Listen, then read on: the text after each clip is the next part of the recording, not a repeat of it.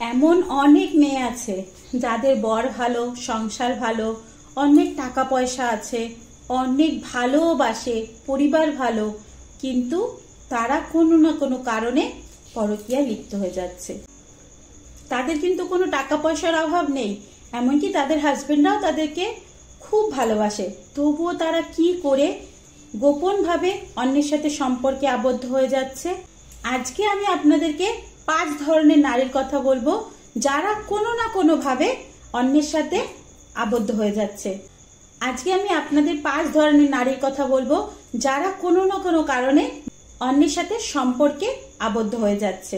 বাইরে থেকে তাদেরকে দেখলে মনে হবে না তারা যে এরকম কাজ করতে পারে, কিন্তু তারা এরকম কাজ করছে, এটা অনেকেই জানে না, লুকিয়ে লুকিয়ে করছে। বাইরে থেকে তাদেরকে দেখলে বোঝা যাবে না যে তারা এইভাবে গোপনে অন্যের সাথে সম্পর্ক রেখে যাচ্ছে। তাদেরকে দেখলে সবাই ভাববে খুবই ভালো মেয়ে, কোনোই কিছু নেই, তার তো কোনো টাকা পয়সার অভাব নেই, তার হাজবেন্ডও ভালো, তার পরিবারও ভালো, তাহলে সে কেন এরকম লুকিয়ে লুকিয়ে পরকীয়া করে যাচ্ছে? এই বিষয়টা কিন্তু খুব গুরুত্বপূর্ণ। এখন এরকম কমন হয়ে আছে, বর খুব ভালোবাসছে, টাকা পয়সার তো কোনো অভাব দিচ্ছে না, তাও তারা গোপনে গোপনে অন্যের সাথে সম্পর্ক রেখে যাচ্ছে। আমার এই ভিডিওটা বেশিরভাগ ছেলেরাই দেখবে, হয়তো তার মধ্যে অনেক ছেলেদের ঘরে সেম জিনিস হয়েছে। তারা ভেবেই পাচ্ছে না, তাদের মনের মধ্যে এত কনফিউশন, আমরা তো তাদেরকে সব দিচ্ছি, টাকা পয়সার কোনো অভাব রাখছি না, যা চাইছে তাকে সব দিচ্ছি, রাত্রে ভালোভাবে আদর করছি, ঘুরতে নিয়ে যাচ্ছি, যা যখন যা চায় সব দিচ্ছি, তাহলে কি করে আমার বউ এরকম করলো? তাদের কনফিউশনের সীমাই নেই যে কি করে আমার বউ অন্যের সাথে জড়িয়ে পড়লো। তো চলো আজকে আমি বলি কোন 5 ধরনের মেয়েরা এরকম কাজ করবে। তারা হয়তো নিজেরাও বুঝতে পারছে না, তাদের নিজের অজান্তে কারোর না কারোর সাথে পরকীয়া লিপ্ত হয়ে যাচ্ছে। এরকম আমি 5 ধরনের নারীর কথা বলবো।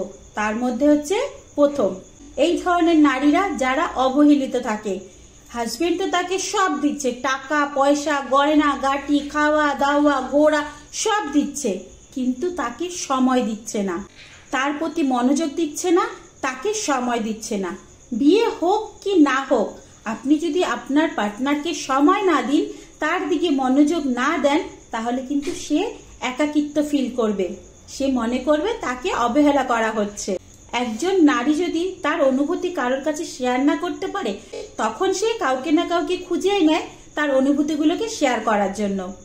বিয়ের পরে যদি কোনো মেয়ে তার স্বামীর কাছে তার অনুভূতিগুলো শেয়ার না করতে পারে, তাহলে সে খুব একাকিত্ব ফিল করে, তখন সেই নারী নিজের অনুভূতিগুলোকে শেয়ার করার জন্য কাউকে না কাউকে খুঁজতে থাকে।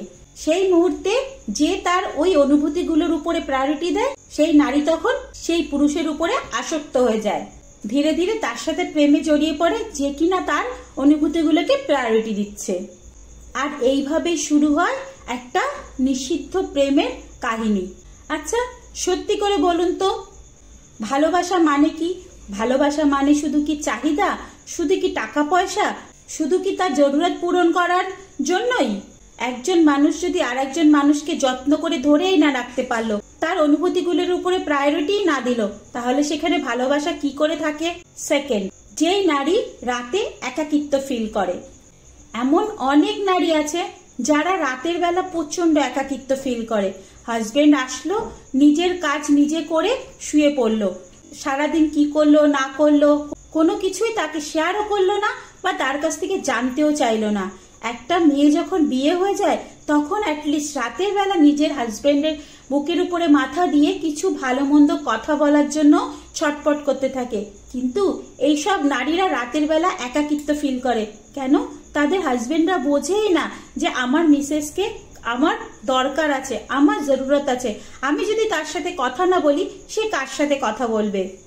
একটা মেয়ে যখন রাতে একাকিত্ব ফিল করবে, তখন সে কাউকে না কাউকে তো খুঁজবেই, তাই না?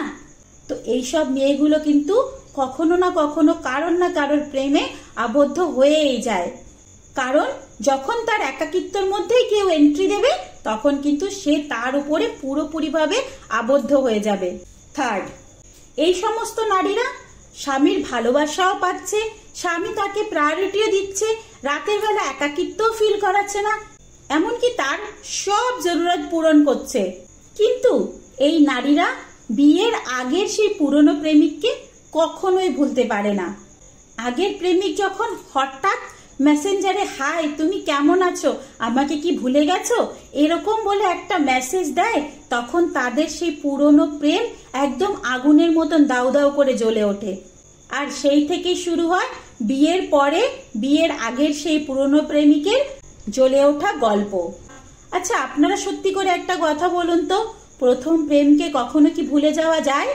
সেই প্রথম হাত ধরা, চোখে চোখ রেখে কথা বলা, তার ঘাড়ের উপরে মাথা রেখে ভালো মন্দ গল্প করা, তার প্রথম ছোঁয়া, এইগুলো কখনোই ভোলা যায় না। যতই হাজবেন্ড ভালোবাসুক না কেন, যতই তাকে সবকিছু দেওয়া হোক না কেন, যখন সেইগুলো মনে পড়ে যাবে আর ওই টাইমে যখন সেই পুরনো প্রেমিক এসে এন্ট্রি নেবে, তখন কিন্তু সেইগুলো মনে পড়ে যায় আর সেগুলো কখনোই ভোলা যায় না। তখনই কিন্তু শুরু হয়ে যায় তাদের একটা নতুন সম্পর্ক। ফোর্থ, কিছু কিছু মেয়েরা আছে যারা নিজেকে অ্যাটেনশন দিতে প্রচন্ড ভালোবাসে। তারা সবসময় চায় আমাকে কেউ অ্যাটেনশন দিক, তার শ্বশুর বাড়ির লোকেরা তাকে প্রায়োরিটি দিক, তাকে বলুক তোমাকে সুন্দর লাগছে, তোমাকে ভালো লাগছে, তুমি এই কাজটা খুব ভালো করেছো, বা তার হাজবেন্ড বলুক তোমাকে তো আজকে খুব সুন্দর লাগছে। কিন্তু সেটা যখন তার মধ্যে হয় না, তখন তার মনের মধ্যে একটা হীনমন্যতা ভোগে। সে ভাবে আমাকে হয়তো এরা ইগনোর করছে, আমাকে অ্যাটেনশন দিচ্ছে না। এইসব নারীরা প্রশংসা পেতে প্রচন্ড ভালোবাসে। যখন এই প্রশংসাটা তার স্বামীর কাছে পায় না বা তার শ্বশুর বাড়ির কারোর কাছে পায় না, তখন সে এই প্রশংসা পাওয়ার জন্য অন্য কাউকে খুঁজতে থাকে। এই সময় যে তাকে একটু প্রশংসা করে, তখন কিন্তু সে তার প্রতি একদম আসক্ত হয়ে যায়। এই সমস্ত নারীদের আপনি যতই কিছু দেন না কেন, কিন্তু এদের যদি অ্যাটেনশন না দেন বা এদের যদি প্রশংসা না করেন, তাহলে কখনোই এদেরকে ধরে রাখতে পারবেন না। আচ্ছা, আপনারাই সত্যি করে বলুন তো, প্রশংসা শুনতে কার না ভালো লাগে? যদি আপনি আপনার বউয়ের প্রশংসাই না করতে পারেন, তাহলে আপনি কি করে আপনার বউকে ভালোবাসবেন? একটা মেয়ে যখন বিয়ে হয়, তখন সে চায় তার হাজবেন্ড একটু তার প্রশংসা করুক, আর এইটুকুই যদি আপনি না দিতে পারেন, তাহলে সেই মেয়েটা কি করে আপনার উপরে ফিদা হয়ে যাবে? তখন কি হয়, তাকে যে প্রশংসা করে, যে তাকে অ্যাটেনশন দেয়, সেই মেয়েটা ভাবে এই বুঝি আমাকে বেশি ভালোবাসে। তাই আপনার সঙ্গে যে নারীটা আছে তার একটু প্রশংসা করুন। অধিকাংশ নারীরাই হোক বা পুরুষরাই হোক, নিজের প্রশংসা শুনতে সবাই ভালোবাসে। আর এই প্রশংসাটা যদি শোনা যায়, তাহলে সে কখনোই কারোর সাথে যাবে না। আর এই প্রশংসাটাই যদি সে না পায়, তাহলে এই নারীকে আপনি কি করে ধরে রাখবেন? তাই নারীকে ধরে রাখতে হলে প্রশংসাটা কিন্তু খুব প্রয়োজন। ফিফথ, এই সমস্ত নারীদের নেচারই এরকম, তারা একটা জিনিসে কখনো খুশি হয় না। তাদেরকে যতই দাও না কেন, তারা মনে করে এখান থেকে ওখানে বুঝি বেশি সুখ। এরা সুখের আশায়, সুখের খোঁজে নিজের হাজবেন্ডকে ছেড়ে অন্য কারোর কাছে চলে যাচ্ছে। এই নারীদের আপনি কোনো রকম ভাবেই নিজের করে রাখতে পারবেন না। নেচার কখনো চেঞ্জ হয় না। নেচার যদি আজকে চেঞ্জ করে, কিছু বছর পরে তার নেচার আবার ফিরে আসবে। কেন? এটা তার নেচার, সে কখনো নেচার চেঞ্জ করতে পারে না। তাই এই সমস্ত নারী, তারা কিন্তু অন্যের প্রতি আসক্ত হবেই হবে। আপনি যতই কিছু করুন না কেন, যদি আপনার ভাগ্যে এরকম নারী পড়ে যায়, তাহলে আপনি কোনো রকম ভাবেই তাকে ধরে রাখতে পারবেন না। সে একজনকে ছেড়ে আরেকজনকে, আরেকজনকে ছেড়ে আরেকজনকে, তার এই যে নেচারটা, এটা তার মধ্যে একদম প্রথম থেকেই আছে। তাই এই সমস্ত নেচারের নারীদের কখনোই আপনারা ঘরে আবদ্ধ রাখতে পারবেন না। তো বন্ধুরা, আজকের ভিডিওটা এখানেই। আমি এই 5 ধরনের নারীর কথা বললাম।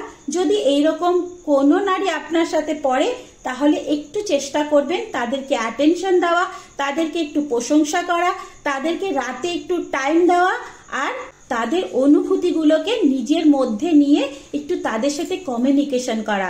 দেখবেন এরকম যদি আপনারা করতে পারেন তাহলে কখনো আপনার বউ অন্য কারোর কাছে চলে যাবে না, আর এই সমস্ত নারীগুলো কখনোই অন্য কারোর কাছে যাবে না। তো ভিডিওটা যদি ভালো লেগে থাকে তাহলে একটু লাইক কমেন্ট শেয়ার করে দেবেন, আর এরকম ভিডিওর জন্য আমার চ্যানেলটাকে সাবস্ক্রাইব করে দেবেন। Tata, bye bye. সবাই সুস্থ থাকবেন, ভালো থাকবেন, অনেক অনেক হ্যাপি থাকবেন। বাই।